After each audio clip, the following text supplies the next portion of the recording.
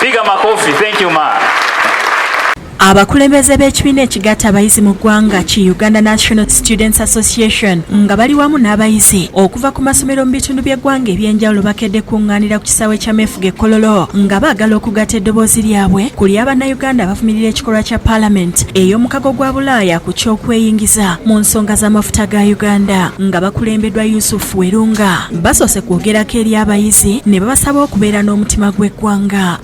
Tetwagala muntu yenna aveeyo atuyingirire atulemesa okulabika nti tuliyalayizinga obugagga obuli mu mafuta kubanga tutunuulidde nti buno obugagga bw'amaanyi obugenda okukozesebwa okukyusa ensi. So mpita bannayuganda mwenna abali ebweru sagala mulimbibwe n'obuflights obutaliimu n'obusente obutaliimu muopozinga kino ekintu. It's not about me, it's not about you, it's about the whole continent. Baliko ekiwandiiko kye babaze nga babadde baagala kukitwala ku kitebe ky'amawanga gano era nga batutegeezezza ebimu ku bikirimu.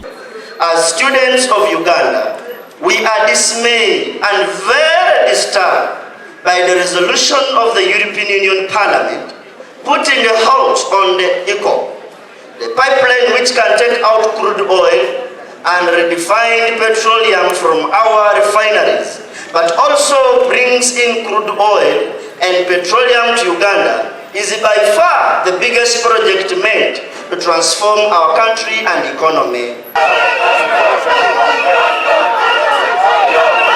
Oluvannyuma basimbudde okwolekera ekitebe kino wakati mu kuyimba n'okuwanika ebipande ebiwandiikiddwako obubaka obw'enjawulo.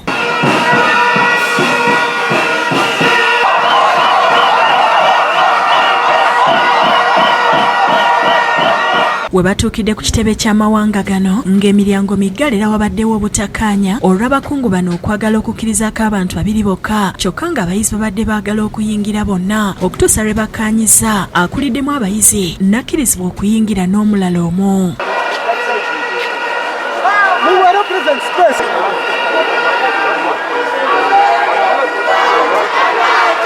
We as the students of Uganda, we call upon the ambassador of the European Union inside there. Yes!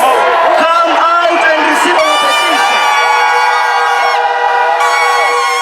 Bino bibeereddewo nga wiiki 2 eziyise Palamenti y'omukago gwa Bulaaya yatuula n'eyisa ekiteeso ekiyimiriza Uganda okuzimba omudumu gw'amafuta okuva e Hoima mu Bunyoro okutuuka e Tanga mu Tanzania nga bagamba nti bakizuula nti gwali gugenda kwonoona obutonde bw'ensi n'eddembe ly'abantu. Robina Nantale ne Brenda Namale be bakusakidde eggulire lino.